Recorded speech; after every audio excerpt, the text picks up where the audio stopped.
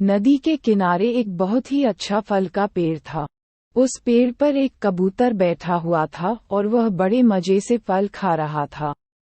ऐसे में उसने देखा कि एक हवा का झोंका आया और उस हवा के झोंके में एक चींटी उस नदी में जा गिरा। चींटी के नदी में गिरते ही चींटी ने आवाज लगाई, मुझे बचाओ, कोई तो मेरी मदद करो। पेड़ पर बैठे कबूतर ने चींटी की आवाज सुनी। अब ऐसे में कबूतर ने तुरंत ही फल छोड़ा और चींटी की मदद को आगे आया। उसने एक पत्ते को लेकर चींटी की ओर दिया। उस पत्ती की मदद से चींटी ने अपनी जान बचाई। चींटी ने कबूतर को शुक्रिया कहा। कुछ दिनों बाद जंगल में एक शिकारी आया। उस शिकारी ने जंगल में जाल बिछाया और जाल बिछाने के बाद उसमें कुछ खाने के दाने डाल दिए। ये सारी घटना चींटी देख रहा था।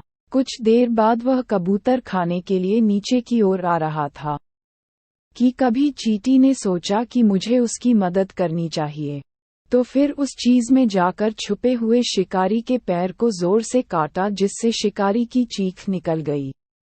शिकारी की उस चीज को सुनकर कबूतर चौकन्ना हो गया और इस जाल में फंसने से बच गया। इस तरह से चींटी ने उस कबूतर की जान बचाई। जो जैसा करता है उसे वैसा ही फल मिलता है।